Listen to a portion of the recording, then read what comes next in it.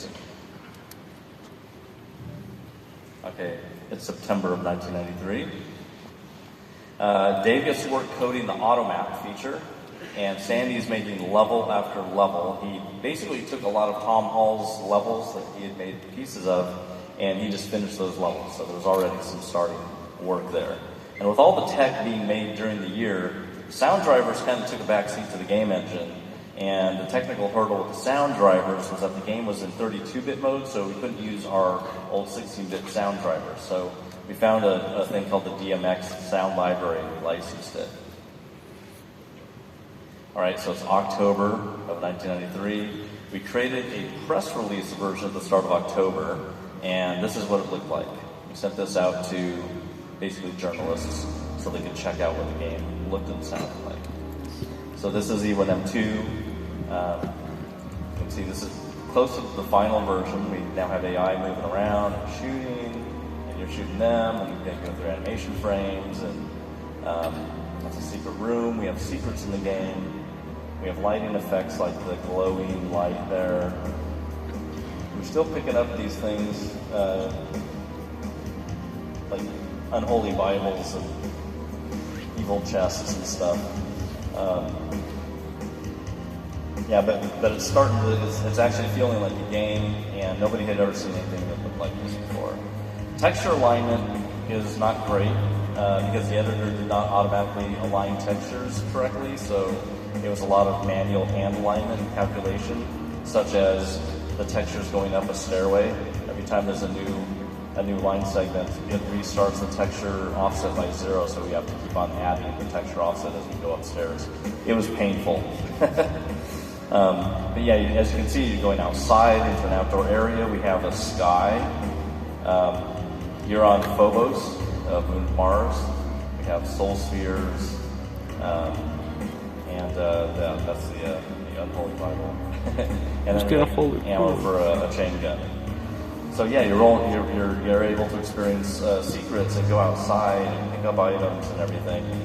So it was feeling like a game. We wanted to show this off because it actually felt like something that we had not seen before. All right, so that was the press release version. We're getting close to wrapping up the game. So progress quickened, and you saw that even in early October, we still had to pick up items that were useless, like demonic daggers and demon chests and other unholy items. So I decided to just get rid of all those things because they made no sense to the core of the game. And earlier, I removed the concept of having lives, like you would die and lose a life. I just got rid of having lives because it was enough to just start the level over after you died. You need to restart the whole game. That was another arcade era design staple just bit the dust. All right, so now it's November of 1993, and it had to be just about the most insane month in development. What we got done this month was the first high-speed multiplayer game mode was created for the FPS. The word deathmatch is created along with that mode of play. Co-op mode is created. All final systems are coded into the game, the intermissions and everything. Serial codes created for modems so people can connect to each other that way. All the maps are modified for co-op and deathmatch play. And we had basically forgotten that we needed to add multiplayer at the end of October. And we're like, oh wow, we need to add multiplayer to this game before we ship it, so we had to hurry up and add it. So the day before Doom was released actually happened to be a really important day in the United States. Violent video games was a topic that was hotly debated in the United States Congress.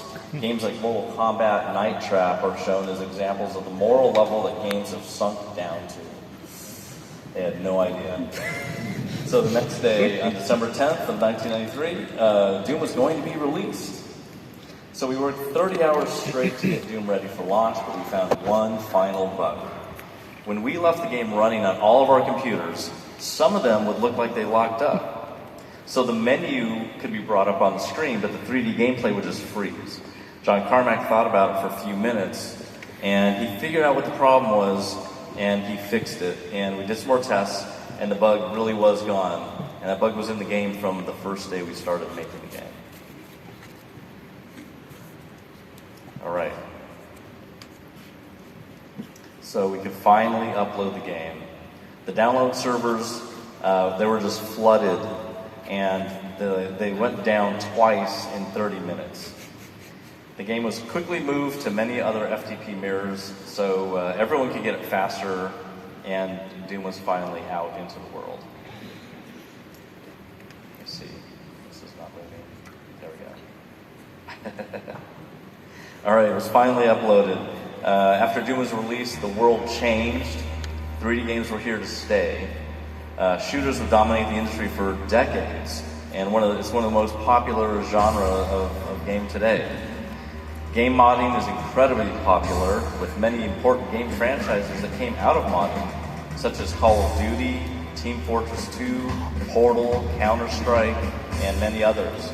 Speedrunning was now possible with gameplay recording and playback, and multiplayer is now a staple of today's games, and free-to-play, which is how we distributed Doom, as the most popular business model of our times. So I'd like to thank those who took the journey with me and made it all possible.